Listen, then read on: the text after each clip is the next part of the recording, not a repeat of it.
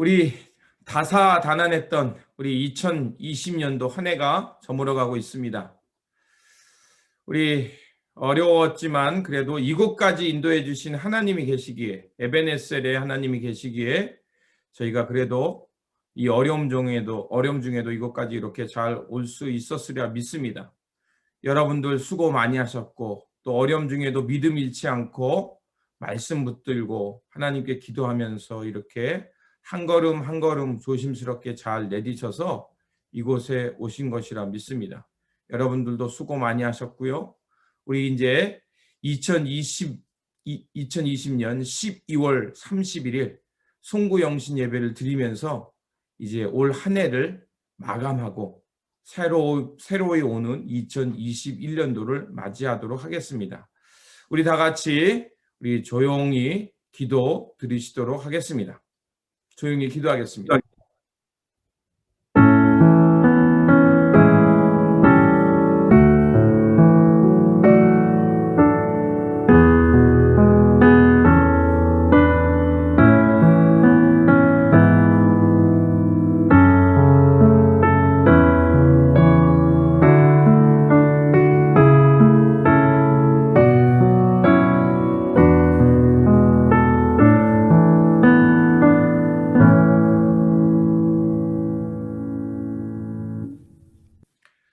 보라, 내가 새 하늘과 새 땅을 창조하리니 이전 것은 기억되거나 마음에 생각나지 아니할 것이라.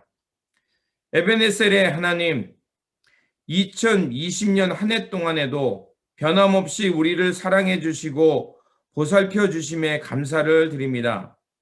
밝아오는 2021년 새해에는 더욱 주님의 은혜와 지혜 안에서 우리의 영육이 자라나게 하여 주시고 예수 그리스도의 빛의 옷을 입고 믿음 위에 굳게 서서 이 땅에 하나님 나라를 이루며 주님의 영광을 위해 살아가는 우리 모두가 되게 하여 주시옵소서.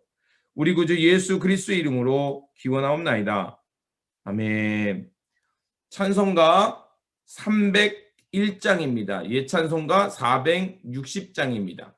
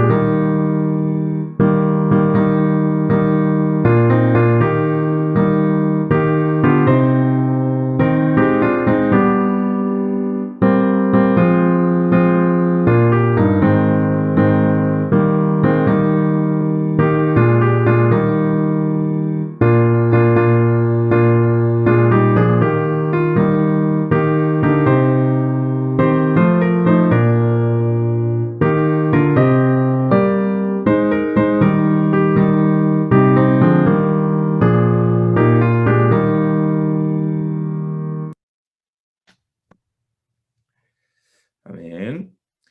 성시교독은 우리 찬송가 뒤에 있는 교독문 93번, 찬송가 뒤에 있는 성시교독 93번,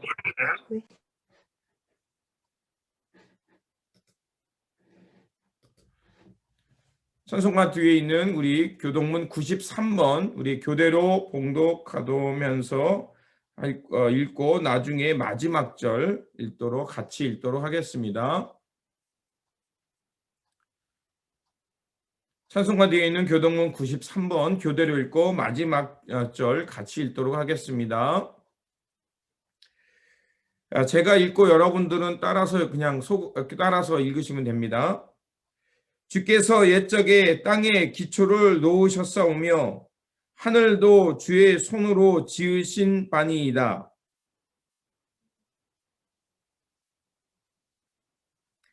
그것들은 다 옷을 같이 낡으리니 의복같이 바꾸시며 바꾸려니와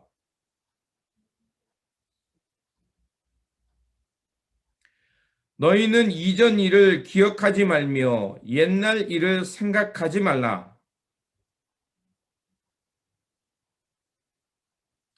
너희는 유혹의 욕심을 따라 썩어져 가는 구습을 따르는 옛사람을 벗어버리고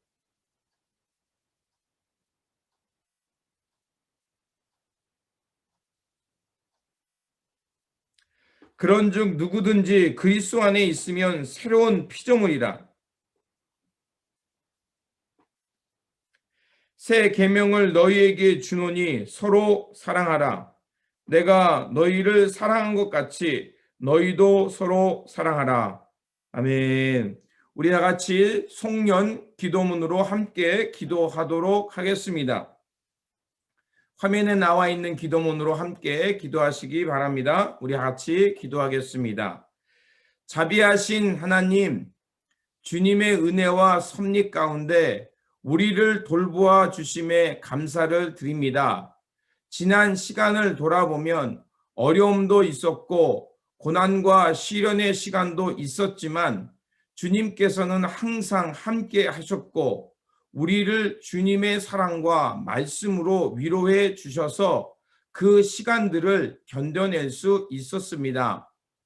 주님, 2021년도에도 우리의 영혼에 생명의 숨결을 불어넣어 주시어 그 숨결을 통해 새로운 세상을 바라보게 해 주시옵소서.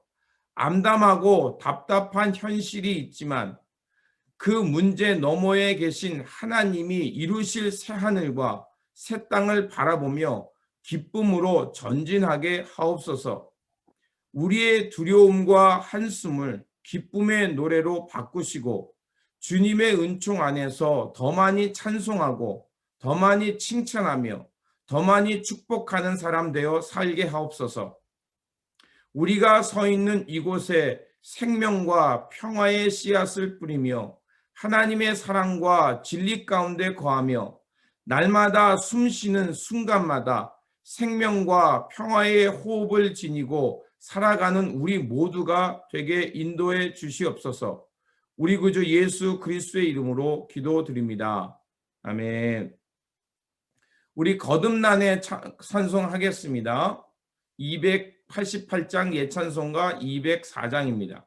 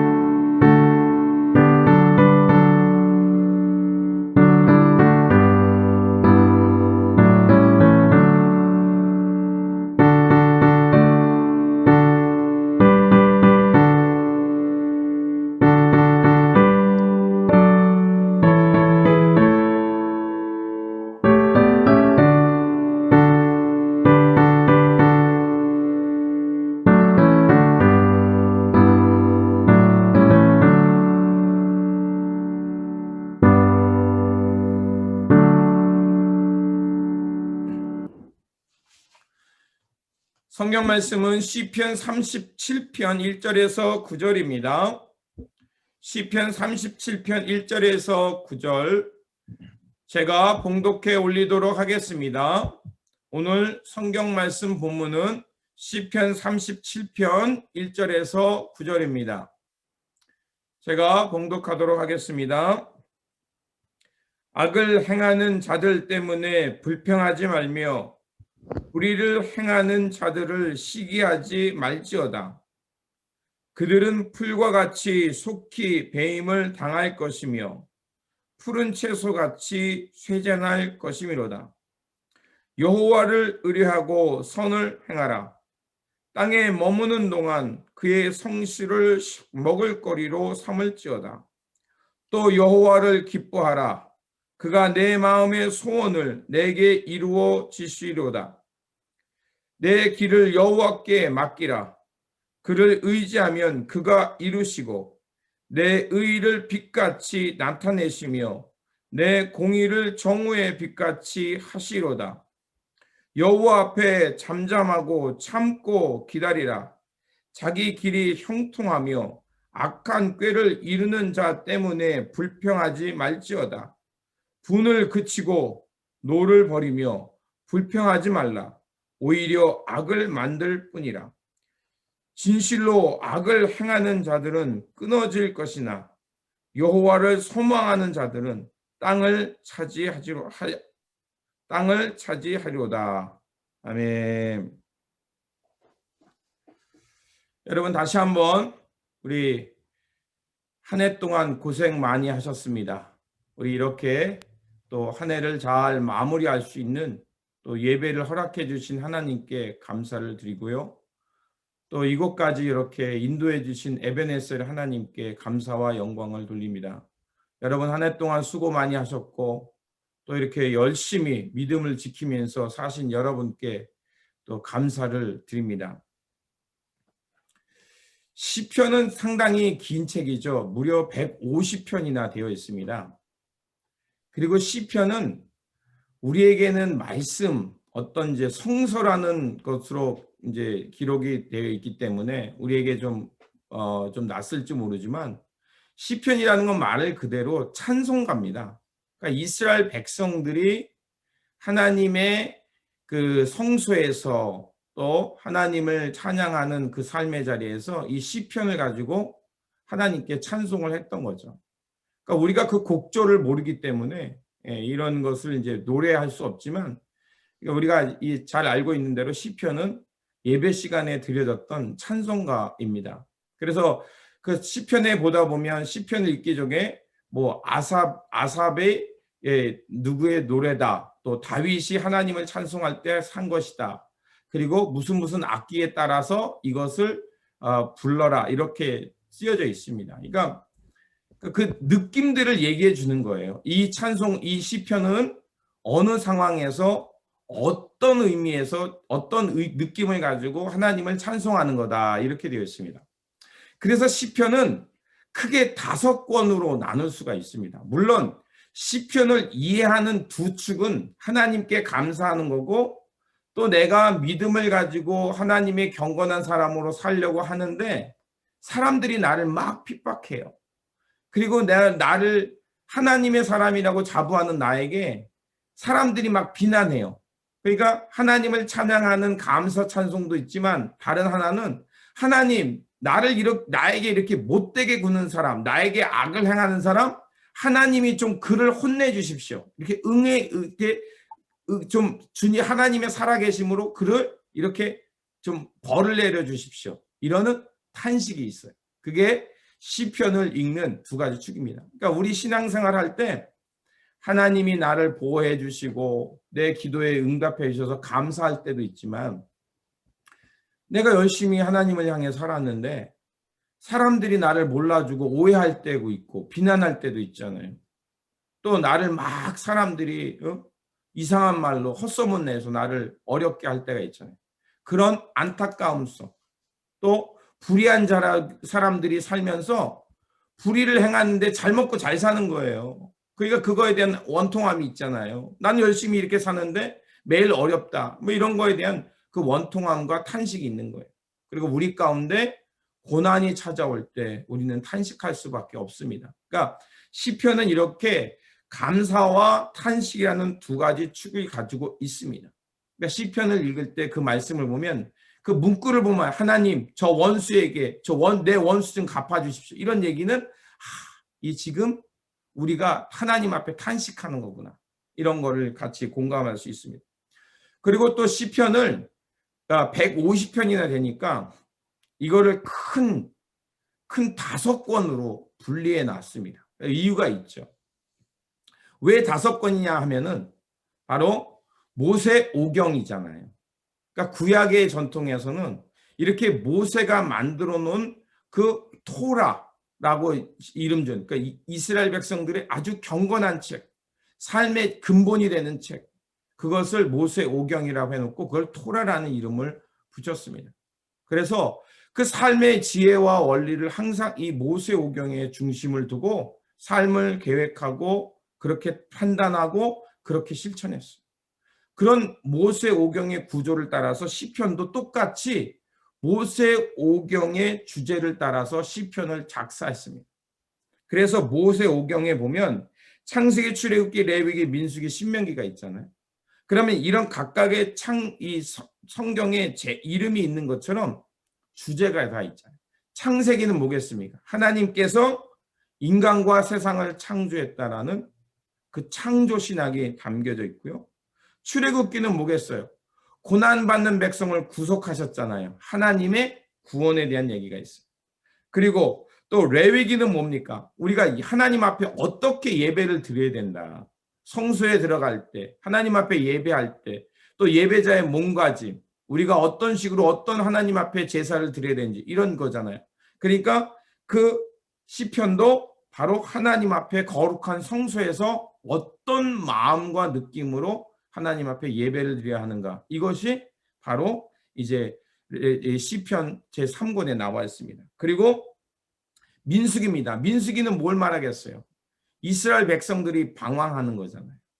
방황하는 그 어려움 속에서 하나님께서 이 모양 저 모양으로 고난 속에서도 이스라엘 백성들의 수가 적지 않게 해주시고 12지파를 가지게 하고 그들이 그 광야의 삶을 어떻게 헤쳐나가야 되는지, 그러니까 고난 속에 있는 백성들이 어떻게 하나님의 나라에 이를 수 있는지, 이런 하나님의 인도하심, 또 그 결국에는 그 믿음대로 하나님의 말씀을 따라 믿음을 살았더니 결국 하나님의 약속의 땅을 차지하더라. 이런 하나님의 성취를 말하는 거예요. 그게 바로 시편의 이제 제 4번째 권이죠. 그래서 장수를 뭐 말씀드린다면, 그리고 마지막까지 말씀드리고 해야겠네요. 마지막은 뭐냐면 신명기입니다. 신명기는 뭐예요? 땅을 차지하고 있는 백성들이 앞으로 어떻게 살아야 되냐. 하나님의 명령을 따라 살면 어떤 복을 받을 것이다 라고 말씀해 주는 게 신명기잖아요. 그게 바로 시편의 마지막 5권의 주제입니다. 그래서 제1권은 1편부터 41편까지 있고요. 2권은 당연히 42편부터 72편. 시편 제3권은 73편부터 89편, 그리고 4권은 90편부터 106편입니다. 그리고 5권은 107편부터 당연히 150권까지죠. 그러니까 이런 5권의 큰 주제를 가지고 시편이 기록되어 있다는 것을 좀 아시면 여러분이 시편을 묵상하실 때 큰 도움이 됩니다. 제가 왜 앞에서 이런 얘기를 말씀을 드렸냐면 바로 우리가 오늘 읽은 본문이 시편 37편이잖아요. 시편 37편은 시편의 제 5권 중에 제 앞에 있는 창조신앙, 하나님이 이 땅을 창조하시고 주관하시는 주권자다라는 그 창조신앙의 고백 속에서 바로 이 시편을 읽어야 되기 때문에 말씀을 드렸던 거예요. 그래서 오늘 이 시편 37편은 우리에게 뭡니까? 창조주 하나님을 알라는 거잖아요. 그러면 그 주제는 뭐였어요? 세상이 이렇게 악이 있는 것 같고 저 사람들은 왜 잘 됩니까? 저렇게 악행을 행하는데 왜 저렇게 번성합니까? 라고 우리 안에 의문이 들고 하나님에 대해서 하나님 살아 계신 겁니까? 이런 의심이 들 때 우리가 그런 분노와 의심 속에서 어떻게 하나님의 창조 신앙 속에서 정말 하나님의 길을 갈 수 있는가를 우리에게 말해주는 거예요. 그래서 주제는 여호와를 기뻐하랍니다. 그래서 보면 오늘 본문을 보면요, 마치 이렇게 교훈, 삶의 지혜 이런 것들이 많이 나와요. 단어 속에, 문장 속에도, 우리가 읽었던 본문 속에도 많이 나오는 것처럼 이런 게 많이 나와요. 왜 그러겠습니까? 우리가 하나님을 경외하고 이 창조 신앙 속에 살아가는 우리의 삶이 이러이러한 것을 선택하며 살라는 교훈을 주기 위한 말씀이기 때문에 그렇습니다. 그러니까 이런 찬송가예요. 여러분이 마음이 힘들고 어렵고 삶이 혼란스러울 때 우리가 어떻습니까? 세상 사람들은 술을 의지하고요. 어떤 자기에게 즐거움을 주는 것 찾아 헤매지만 여러분, 힘들면 힘든 대로 내 마음을 그대로 찬송가를 불러보며, 내 영혼이 은총 입어 중한죄진 벗고본 이러면 뭐예요? 아, 내가 힘들지만 그래도 하나님의 백성이구나. 또 예수님의 십자가를 생각할 때 십자가 내가 생각할 때 이런 생각하면 주님이 나 같은 존재를 위해서 십자가를 지셨지. 그러면 내 존재가 내 자존감이 팍 땅으로 떨어졌다가도 아니야. 나는 천지를 창조하신 하나님이 십자가를 지어서 나를 구원한 존재야. 이런 마음이 들면 우울하다가도 어때요? 내가 하나님이 이렇게 나를 구원하시기 위해 십자가를 지신 이런 존재인데 내가 어떻게 나를 이렇게 함부로 비하할 수 있어?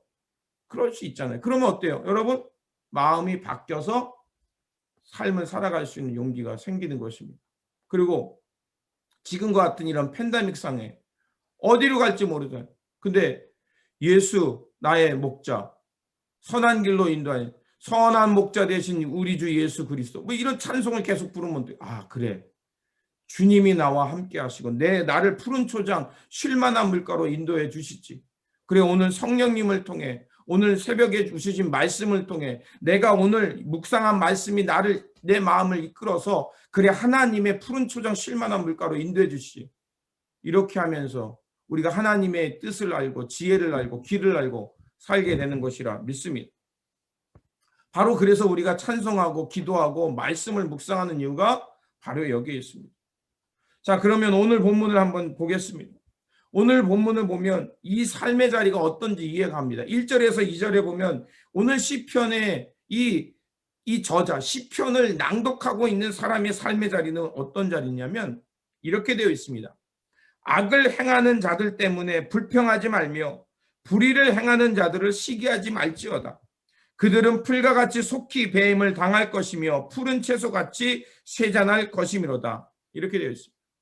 그러면 우리가 이 본문을 통해 알 수 있듯이 지금 이 시편, 하나님 앞에 이 시편을 읽고 찬송을 부르는 사람의 삶의 자리는 어떻습니까? 악인이 잘 되고 있는 거예요. 의인이 애매히 고난을 받고 있는 거예요. 그런 억울함 속에 있습니다. 오늘 현실을 보아도 그렇죠. 말씀대로 경건하고 거룩하게 살려는 사람들이요, 어려움을 남을 때는 제가 정말 속상합니다. 제가 좀 힘이 있으면 가서 막 꿀밤이라도 좀 지고 싶어요. 여러분, 이거 제가 이거 허락받지 않고 쓰는 건데 쪼크니까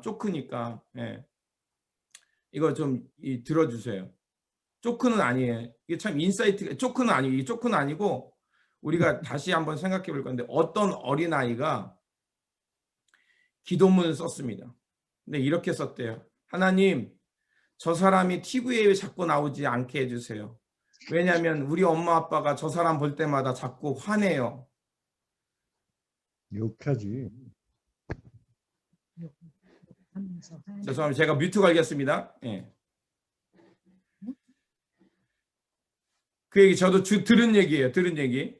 어떤 권사님이 해주신 얘기인데, 여러분, 저도 옛날에 저도 뭐 그럴 때 있습니다.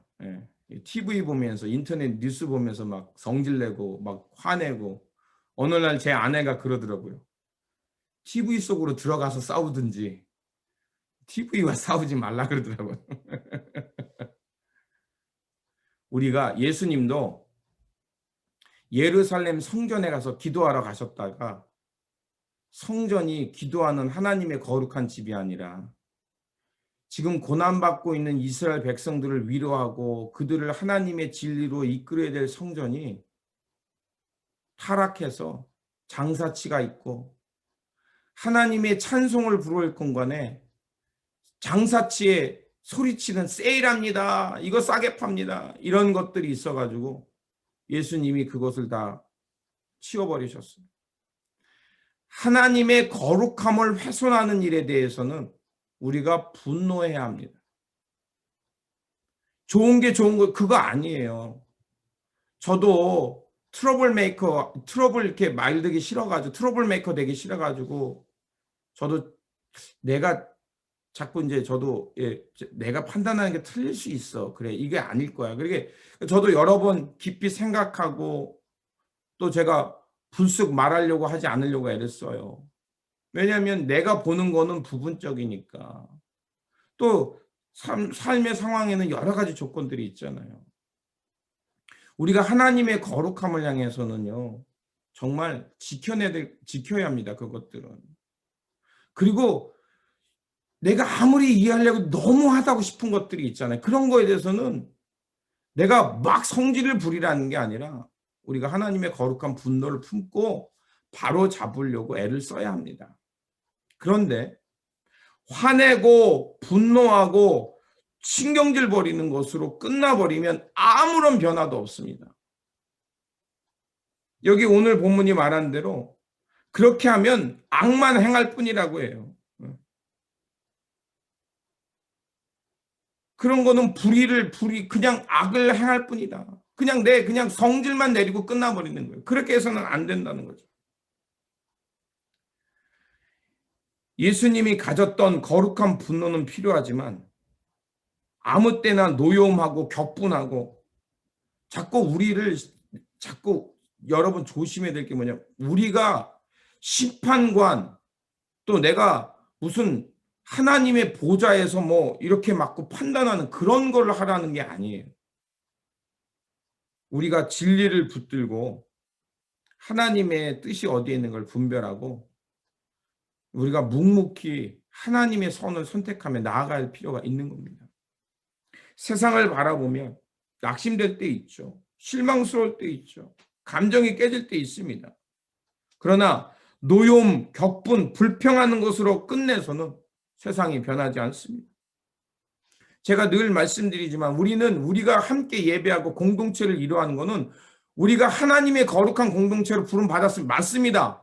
그러나 거룩한 공동체로 부름받다고 해서 우리가 퍼펙트 크리스찬이 아닙니다. 우리 다 문제 있어요. 그러면 어떻게 됩니까?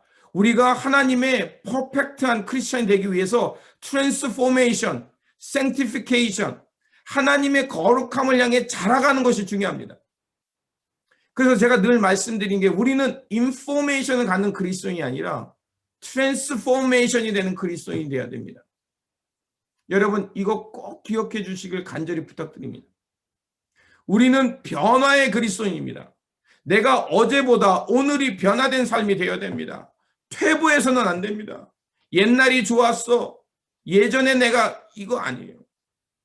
여러분은 물론 과거에 옛날에 30, 40대처럼 막 젊은 에너지가 있고 밤을 새도 힘이 넘치는 그런 시대가 될 수는 없죠.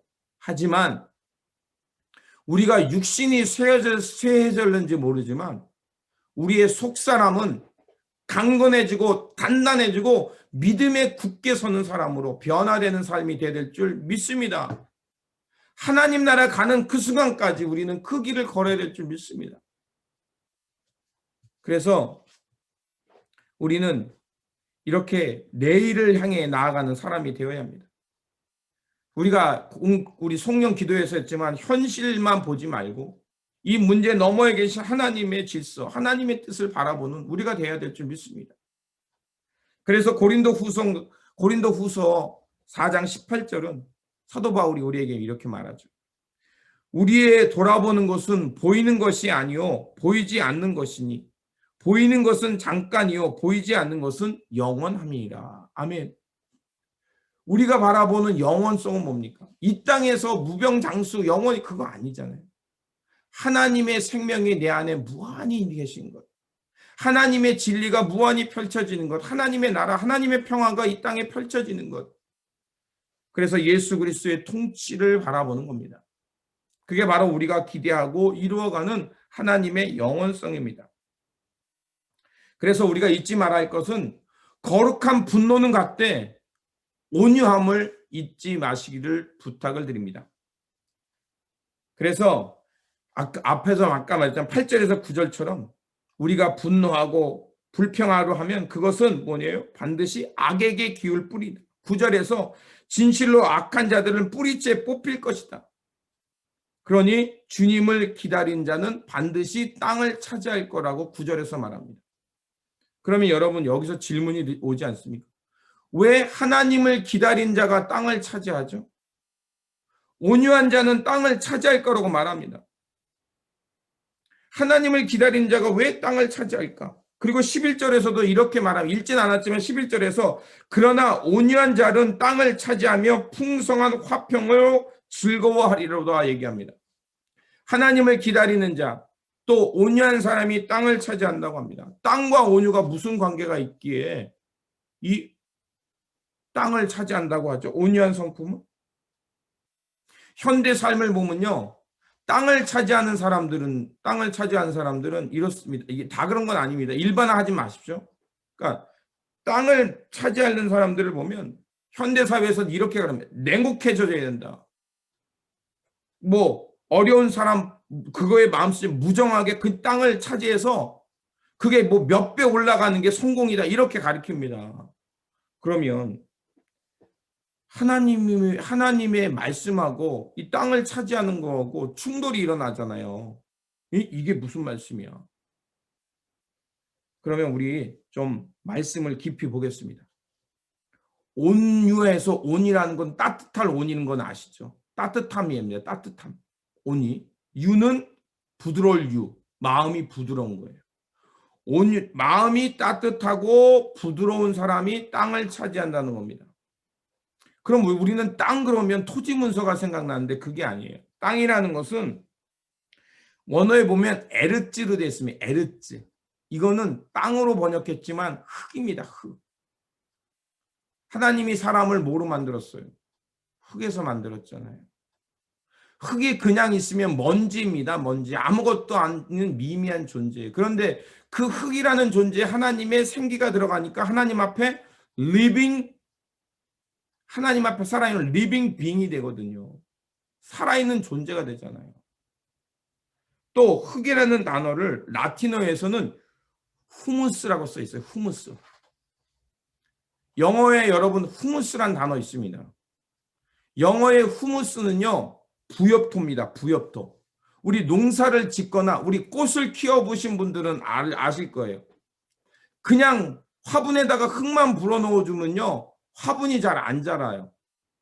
분갈이를 하거나 화분에다 그것을 이 화분이 잘 자라게 하면 그 속에다 뭘 넣죠, 여러분?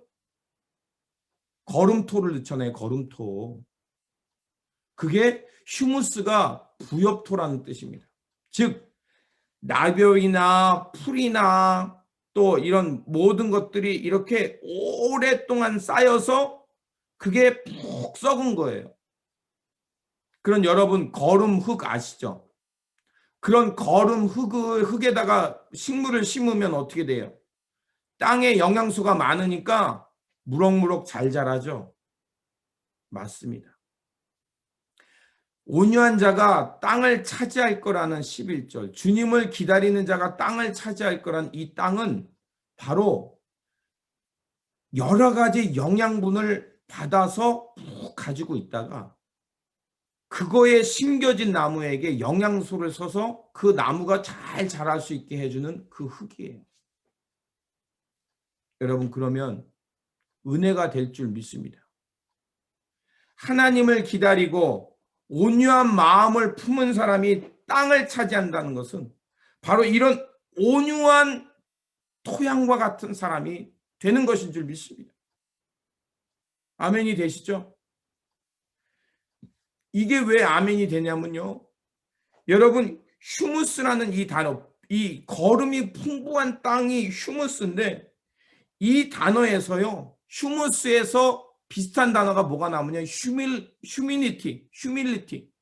휴밀리티는 겸손이란 단어입니다. 그리고 사람이 겸손하다 할 때 험블이란 단어에서 험블이라는 hum이 나오잖아요. 휴무스에서 휴밀리티가 나오고 험블이란 단어가 나왔어요. 그리고 사람을 라틴어로 뭐라고 하면 호모라고 얘기하죠. 호모 사피엔스. 이 요즘의 인간을 호모 사피엔스라고 얘기하잖아요. 그 호모라는 단어가 바로 사람을 뜻하는 단어가 이 휴무스에서 나온 거예요. 흙이란 단어, 거기서 겸손하다는 휴밀리티가 나오고, 험블이라는 겸손한 사람 할 때 험블맨이라고 할 때 그 험블이라는 단어가 휴무스에서 나오고요. 그리고 사람을 뜻하는 호모라는 단어가 휴무스에서 나왔어요. 그러면 온유함이란 땅이죠.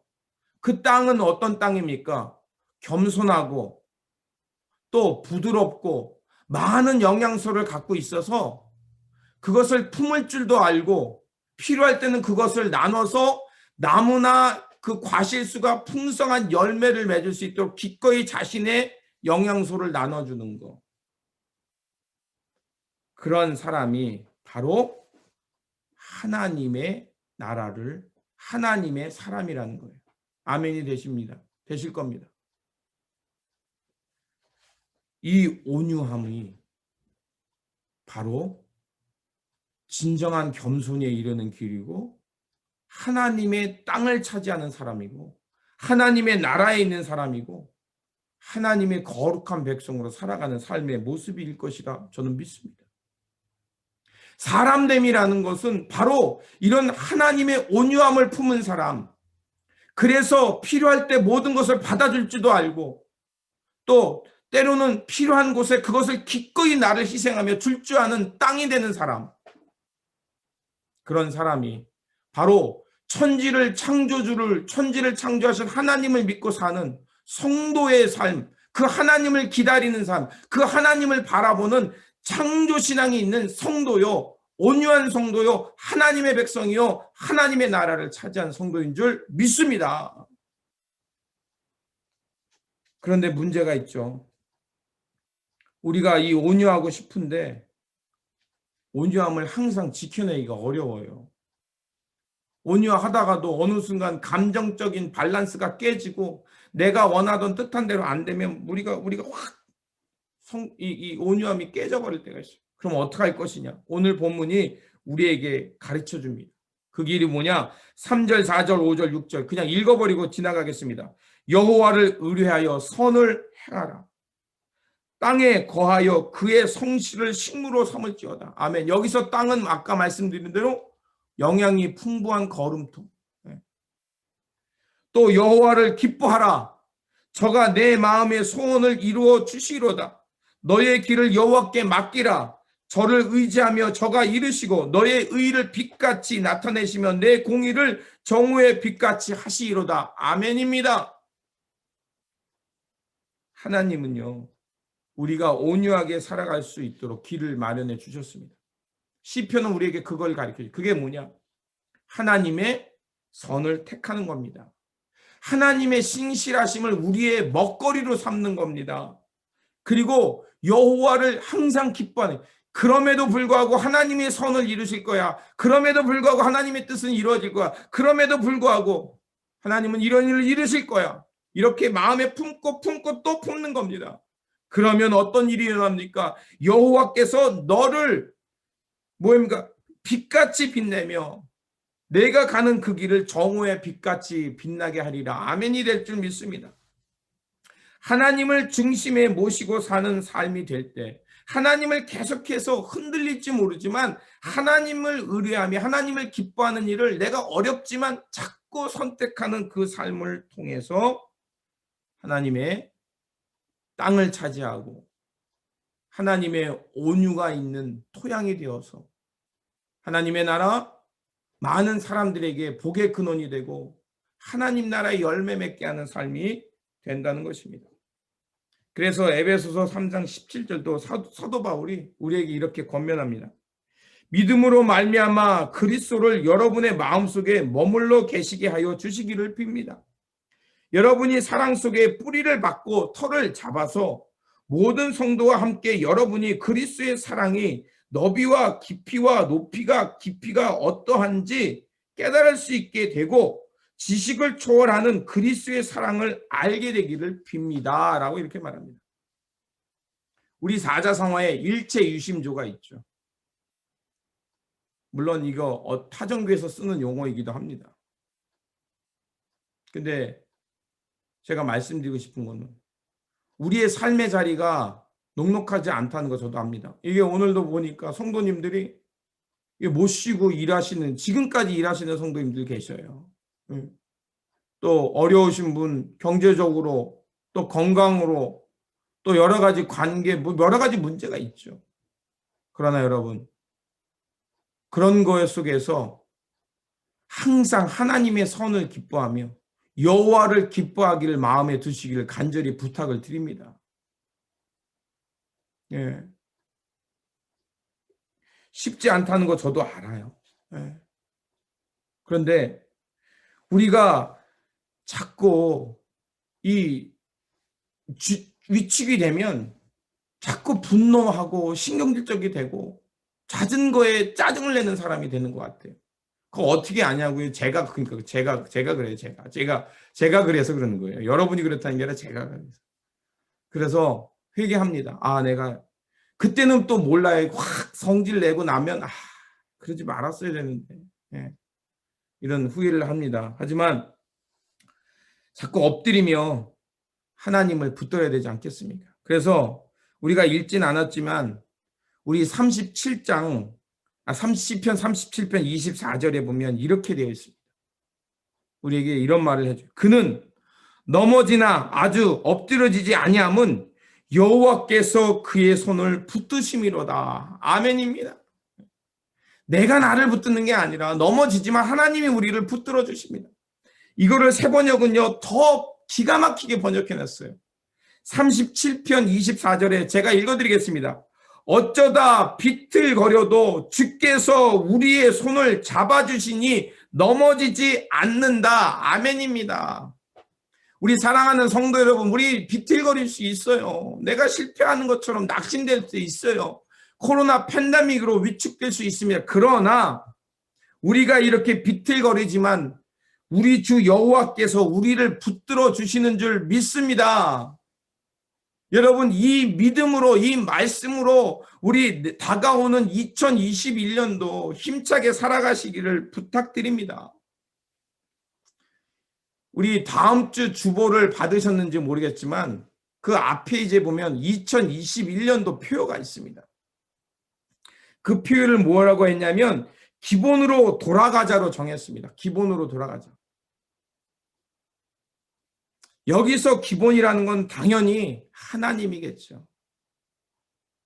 우리의 근원이 되시는 하나님 아니겠습니까? 그래서 예레미야 애가가 이렇게 말합니다. 포로기에 있는 백성들을 향해서 한 얘기입니다. 예레미야 애가 3장 40절에 우리가 스스로 우리의 행위들을 조사하고 여호와께 돌아가자. 오늘 본문하고도 일맥상통한다고 생각합니다. 여호와의 선을 기뻐하며 하나님의 의를 선택하는 겁니다. 나를 보면 실망할 수밖에 없고 좌절할 수밖에 없고 넘어질 수밖에 없고 온유함이 없지만 하나님을 바라보고 하나님의 마음을 중심에 모시고 어떤 상황에서든지 하나님의 마음을 붙들고 살면 우리 오뚜기처럼 다시 일어나 하나님의 길을 가게 될 줄 믿습니다.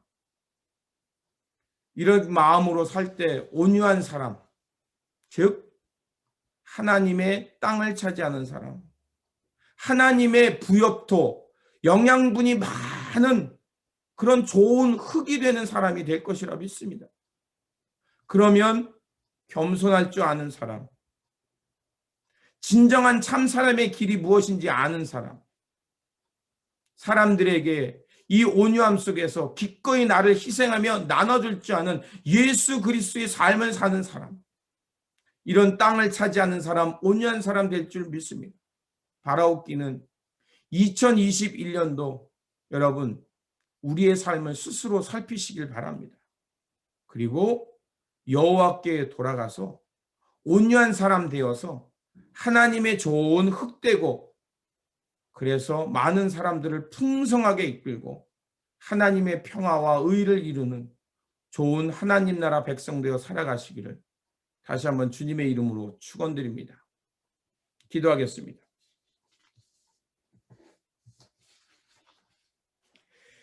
은혜로우신 하나님, 다사다난했던 2020년도에도 주님께서 우리를 지켜주시고 생명으로 인도해 주셨습니다. 하지만 세상에는 여전히 어둠이 있고, 또한 인류가 한 번도 경험하지 않은 코로나로 인해서 많은 사람들이 고통당하고 있습니다. 그리고 우리의 일상은 제한되거나 멈출 때도 있습니다. 이로 인해 많은 사람들이 두려워하고 폭력적으로 변할 때도 있습니다. 그러나 이런 무정한 마음, 온유가 없는 마음은 결코 하나님의 뜻을 이룰 수 없음을 깨달았습니다. 비록 팽담이기에 어려움이 있지만 이 속에서도 하나님의 온유함을 닮아가게 하시고 주님의 따뜻한 마음과 하나님의 진리를 선택하며 평화의 길을 걷게 하여 주시옵소서. 그래서 우리가 있는 이 땅에 다른 이들에게 기쁨이 되게 하시고 우리 공동체가 있으므로 이 세상의 소망과 기쁨을 주는 공동체가 될 수 있게 하여 주시옵소서. 새해 시간 속에서도 여러 어려움과 고통이 있겠지만 우리가 하나님의 사람임을 잊지 않게 하여 주시고 주님께서 보여주신 십자가의 삶, 온유하고 그 은혜가 있는 삶의 모습을 저희들이 지키며 또 그 길을 꿈꾸며 살아가는 우리 모두 베델의 공동체 되게 하여 주시옵소서. 우리 구주 예수 그리스도의 이름으로 기도드립니다. 아멘. 우리 신년 인사를 나누도록 하겠습니다. 여러분 2020년도 다시 한번 수고하셨고요. 그리고 2021년도에도 주님의 인도하심과 평안이 늘 충만하시고 하나님 때문에 기뻐하시고 하나님의 성품을 닮아서 온유한 사람 되어서 땅을 차지하는 성도님들 되시기를 바랍니다. 예, 저만 이렇게 인사할게요. 예. 우리 예배 끝나고 우리 다 같이 인사해요. 그리고 광고 말씀 하나 드리겠습니다. 1월 4일부터 9일까지 신년 특별 새벽 기도회 있습니다. 예, 동부 목사님들이 오셔서 우리 교회에 오셔서 이렇게 안방에 오셔서 우리를 위해 말씀을 증거해 주십니다. 여러분 안방에서 우리 동부에 계신 목사님들, 훌륭하신 목사님들 설교 들으시고 은혜 받고 또 성령 충만해져서 또 하나님의 말씀 가운데 굳건하게 서는 결단과 또 그 삶을 살아내시기를 부탁을 드립니다. 우리 예배 끝나고 나면 그냥 가지 마시고 우리 좀 이렇게 다 서로 인사를 했으면 좋겠습니다. 바쁘시겠지만 좀 시간 내주셔서 그렇게 해주시길 부탁을 드립니다. 여러분 우리 파송 찬송하겠습니다. 620장입니다. 620장입니다.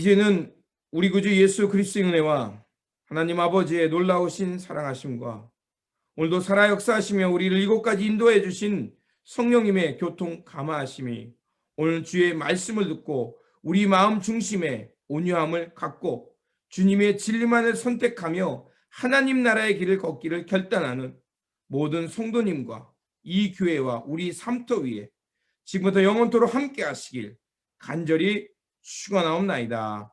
아멘.